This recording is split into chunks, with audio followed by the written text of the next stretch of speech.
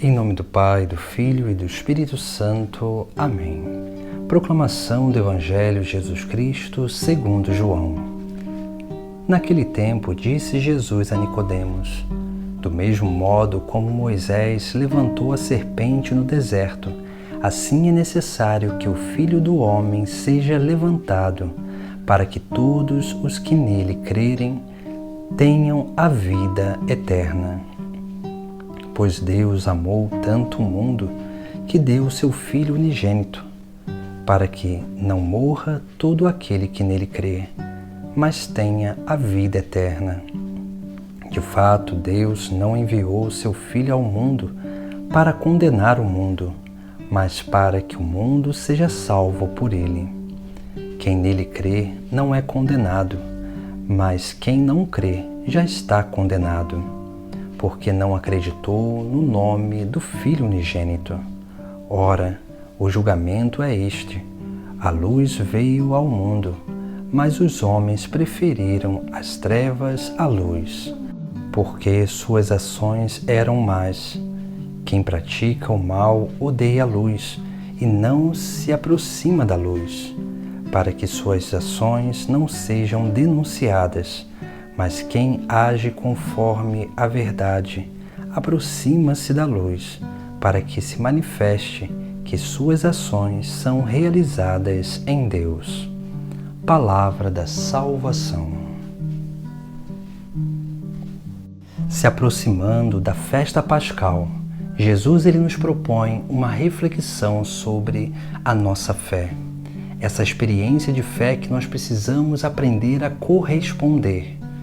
Pois uma vez que nós somos chamados para estar com Cristo, nós precisamos cada vez mais manifestar a fé nele.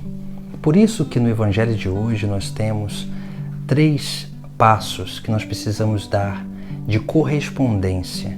A primeira coisa que nós precisamos fazer, Jesus Cristo ele nos alerta, porque quando ele fala a Nicodemos, do mesmo modo como Moisés levantou a serpente no deserto, assim é necessário que o Filho do Homem seja levantado, para que todos os que nele crerem tenham a vida eterna. Essa palavra de Jesus nos chama a atenção sobre aquilo que nós precisamos aprender a nos abrir a essa grande experiência com a cruz.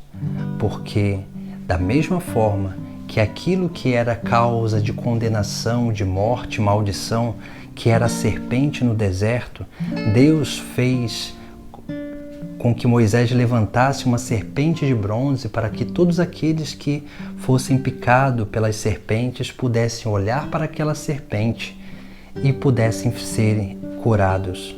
Assim também, a cruz que antes era sinal de maldição, sinal de perdição, de sofrimento, ela é levantada com o Filho do Homem, com Jesus Cristo, para se tornar instrumento de salvação, instrumento de esperança, a verdadeira alegria, a nossa verdadeira alegria, porque é pela cruz que nós recebemos a verdadeira salvação.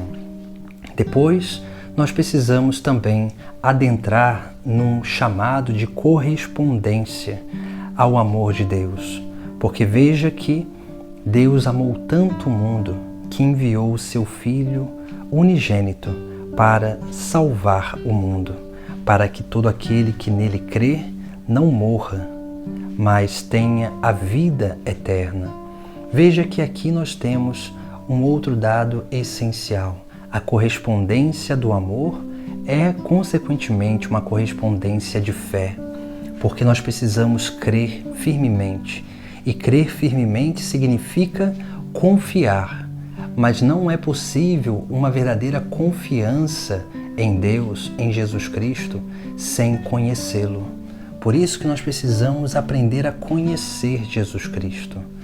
Precisamos ler mais a Sagrada Escritura, entender melhor a doutrina sagrada, para que dessa forma nós possamos cada vez mais crer firmemente que Jesus é o Filho de Deus, verdadeiro Deus e verdadeiro homem, aquele que é causa de salvação para a nossa vida. E por isso que nós precisamos também adentrar nesse processo de conversão, porque somente no processo de conversão que nós somos capazes de manifestar o nosso amor a Deus, essa correspondência do amor.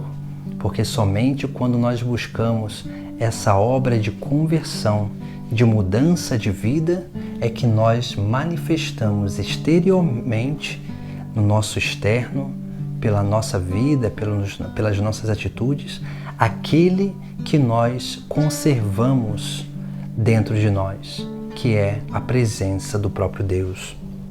Por isso que dessa forma nós vamos adentrando nesse segundo passo para darmos essa correspondência de fé, de amor.